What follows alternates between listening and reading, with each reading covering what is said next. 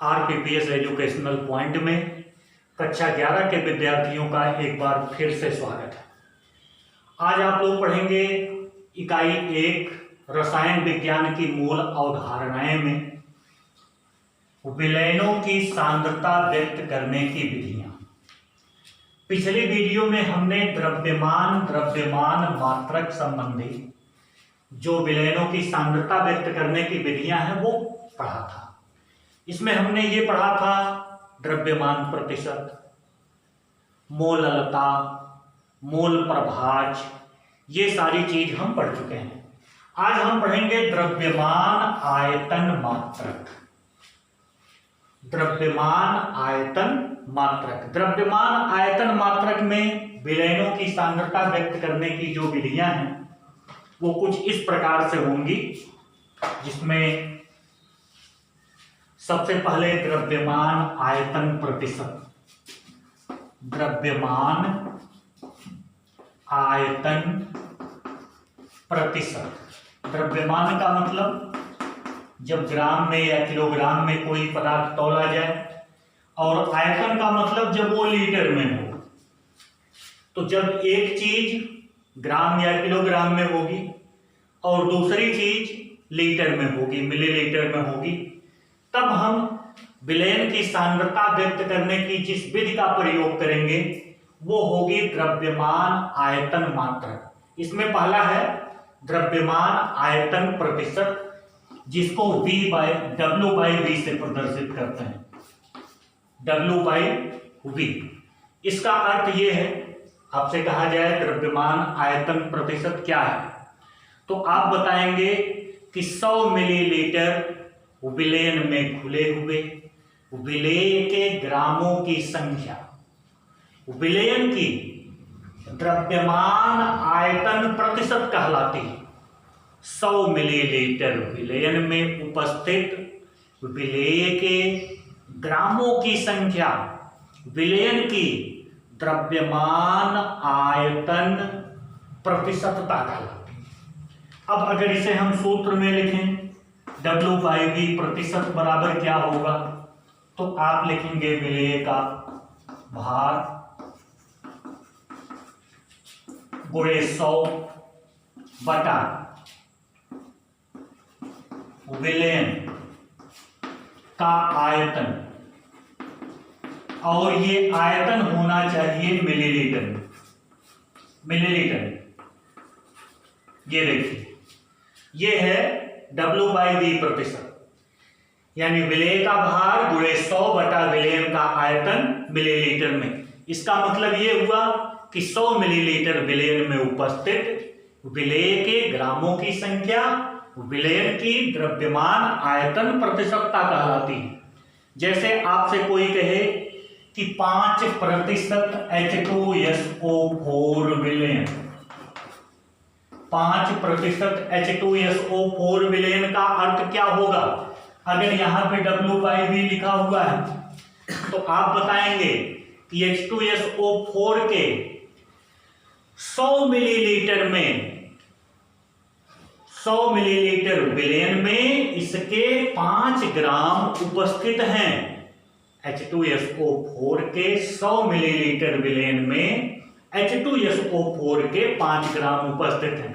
जैसे कहा जाए 15% ग्लूकोज का विलयन। 15% ग्लूकोज का अर्थ यह होगा कि 100 मिलीलीटर विलयन में ग्लूकोज की मात्रा 15 ग्राम है। तो यह है द्रव्यमान आयतन प्रतिशत। अब हम चलते हैं दूसरी विधि पर। दूसरी विधि कहलाती है मोलरता। कहेंगे मोलरता, मोलरिटी। मोल आपने पढ़ा होगा, इसको कैपिटल M से प्रदर्शित करते हैं। मोलरता को हम कैपिटल M से प्रदर्शित करते हैं।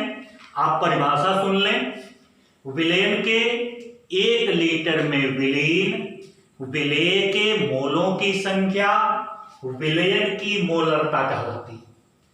विलयन के 1 लीटर में उपस्थित विलेय के मोलों की संख्या विलयन की मोलरता कहलाती है।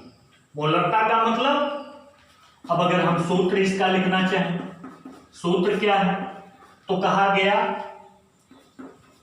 विलयन के 1 लीटर में उपस्थित विलेय के मोलों की संख्या, तो विलेय के मोलों की संख्या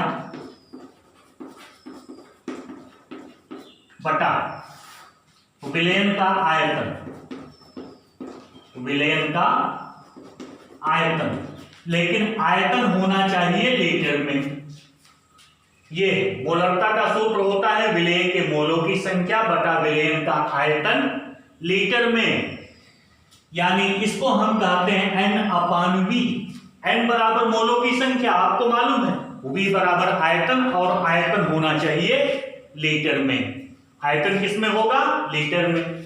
अगर इसका मात्रक कोई पूछे तो मोल का मात्रक मोल होता है, और आयतन लीटर में होगा तो इसका लीटर हो जाएगा मोल प्रति लीटर। तो मात्रक क्या हो गया? मोल प्रति लीटर। इसका एक दूसरा सूत्र है मोलरता का ही, दूसरा सूत्र आप लोग देख लेंगे।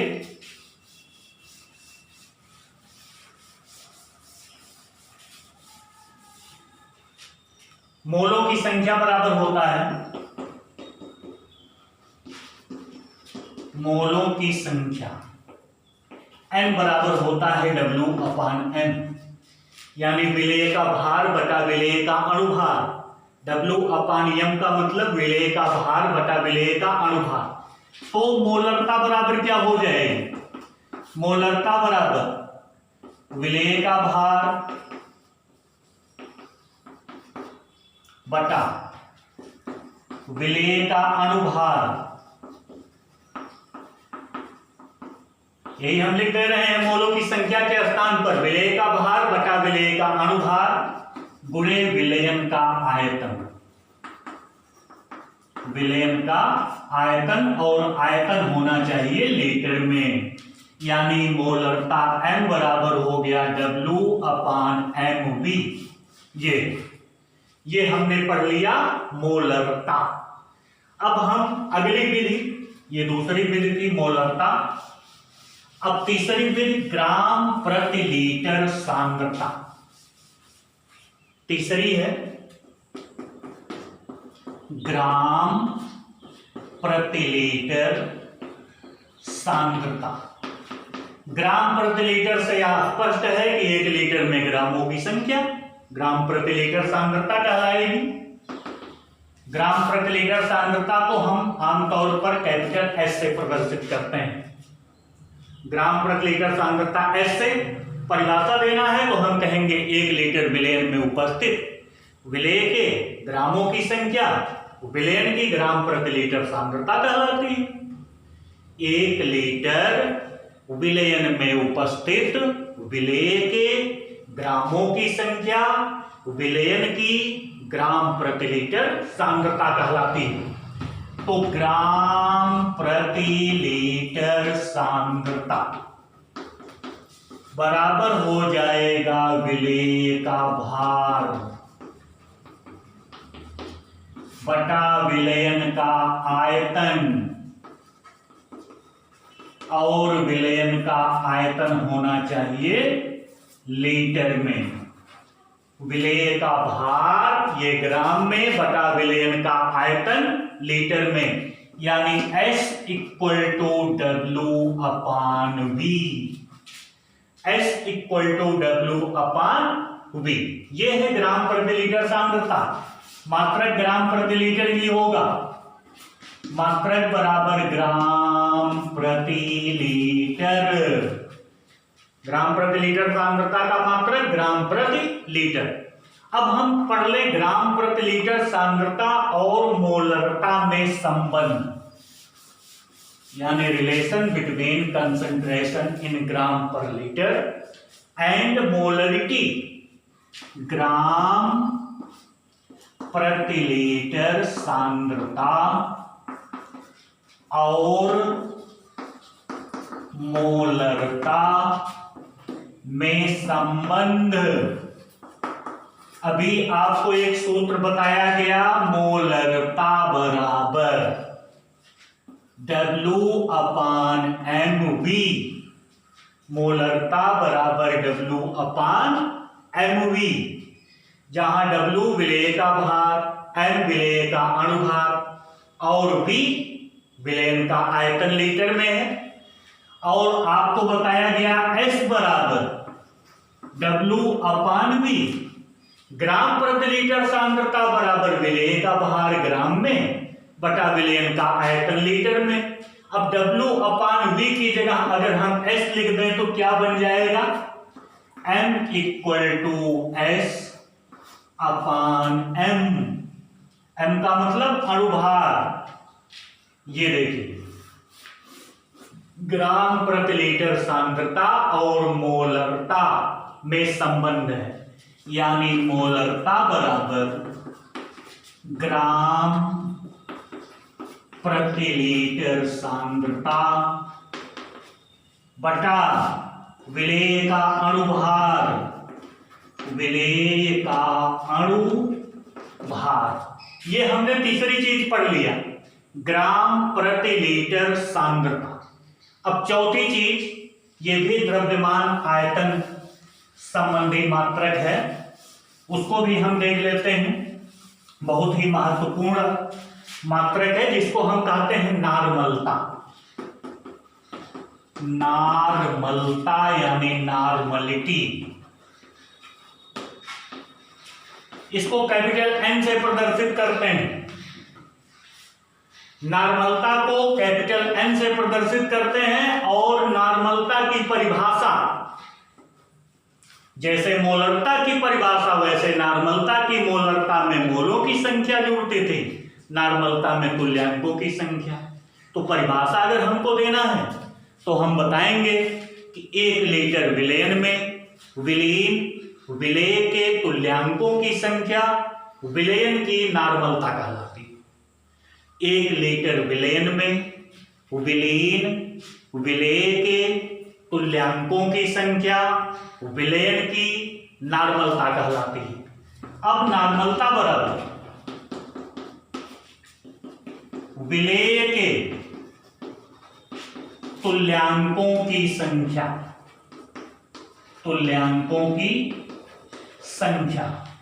बटा विलयन का आयतन,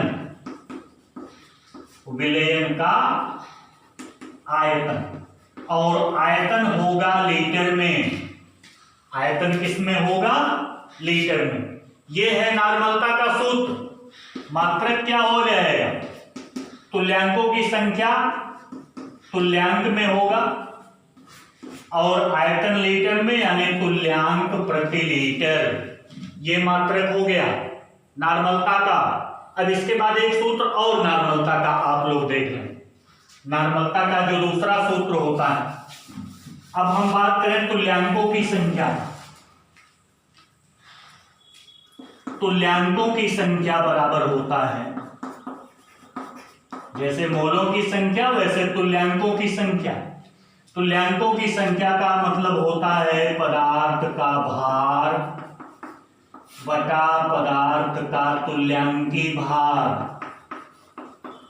तुल्यांकी भार यानी तुल्यांकों की संख्या बराबर होता है W/E। E जहां तुल्यांकी भार है, तो अब नॉर्मलता बराबर क्या हो जाएगा? नॉर्मलता बराबर हो जाएगा विलेय का भार बटा विलेय का तुल्यांकी भार गुणे विलयन का आयतन,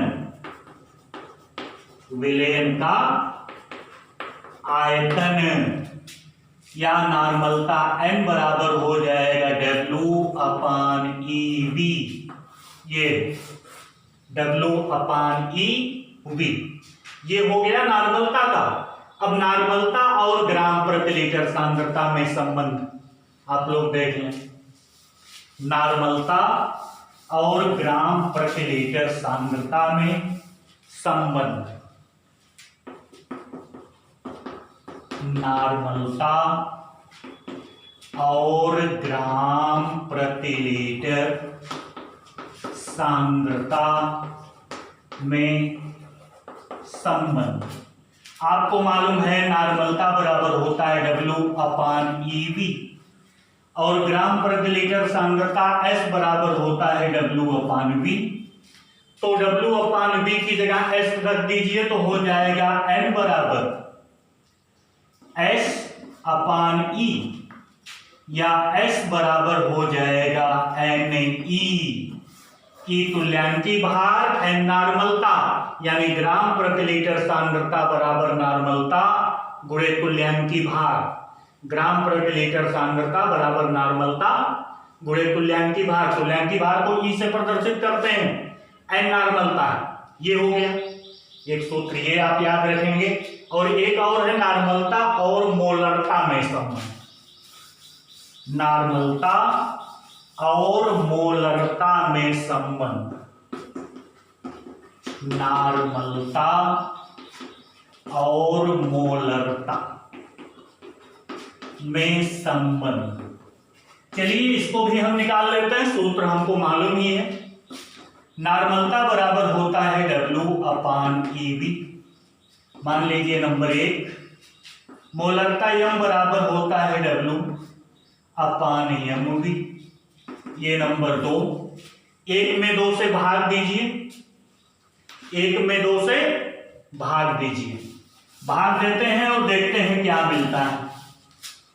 तो 1 में 2 से भाग देने पर भाग दे रहे हैं, ये हो जाएगा N/m बराबर W/EV बटा W/mv। ये देखिए कुछ कैंसिल हो रहा है, उल्टा करके गुणा कर दीजिए। तो गुणा करेंगे तो ये W से W कैंसिल, V से V कैंसिल, ये M ऊपर चला जाएगा तो ये हो जाएगा N/m बराबर M/E। ये देखिए, यानी हमको मिल गया नॉर्मलता बटा मोलरता बराबर अणुभार बटा तुल्यांकी भार। नॉर्मलता बटा मोलरता बराबर अणुभार बटा तुल्यांकी भार, ये संबंध हुआ। और एक सूत्र और याद रखेंगे, नॉर्मलता तुल्यांकी भार और विलेय के भार में संबंध। नॉर्मलता तुल्यांकी भार और विलेय के भार में संबंध। साधारण आंगिक प्रश्नों में इसी का प्रयोग करेंगे। आप प्रयोग करेंगे W/ENV/1000। W होता है ENV/1000, जहां W बराबर विलेय का भार, E विलेय का तुल्यांकी भार, N विलयन की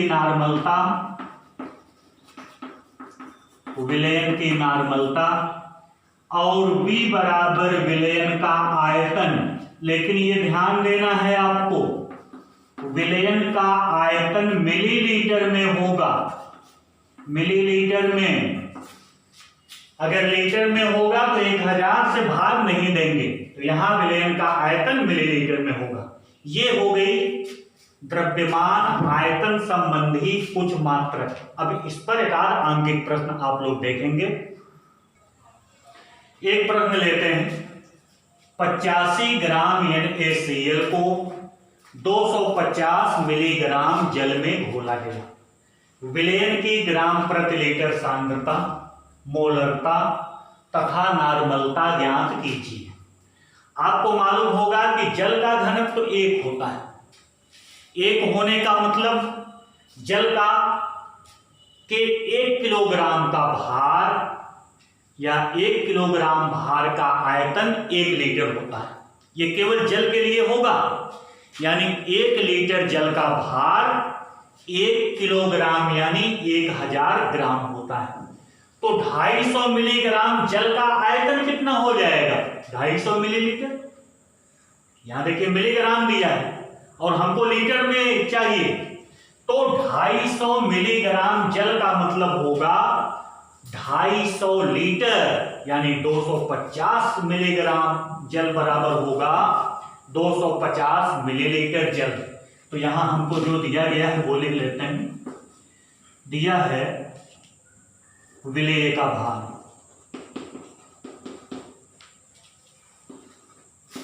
W बराबर 85 ग्राम।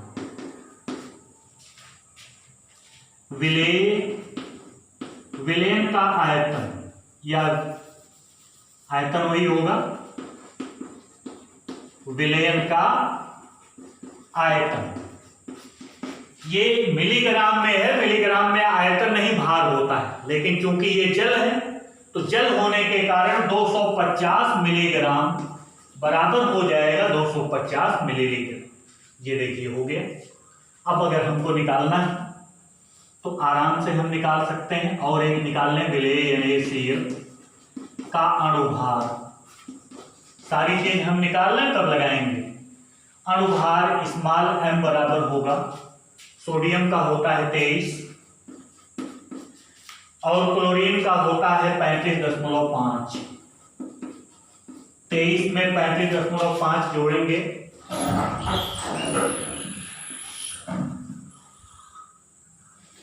23 प्लस 35.5, यहाँ 0.5, ये हो गया 58.5।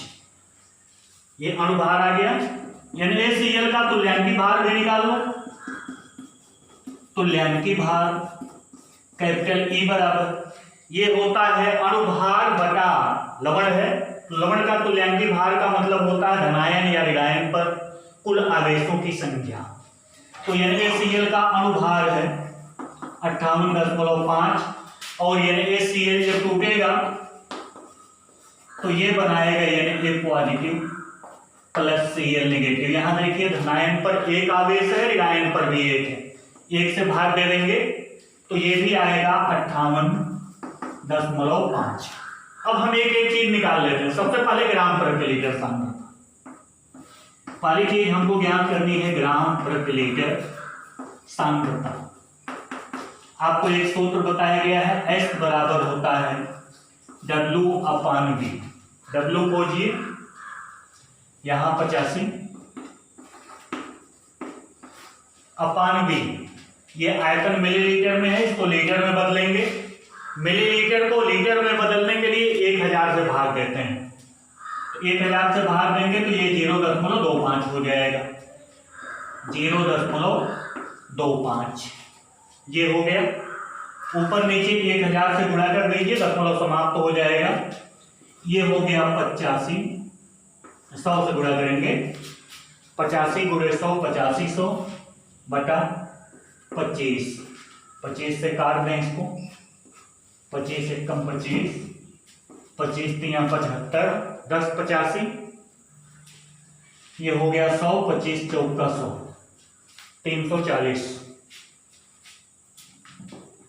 ये आ गया 340 ग्राम प्रति लीटर। एक चीज हमने निकाल लिया, ग्राम प्रति लीटर सांद्रता, ये उत्तर आया। अब हम निकाल लें मोलरता।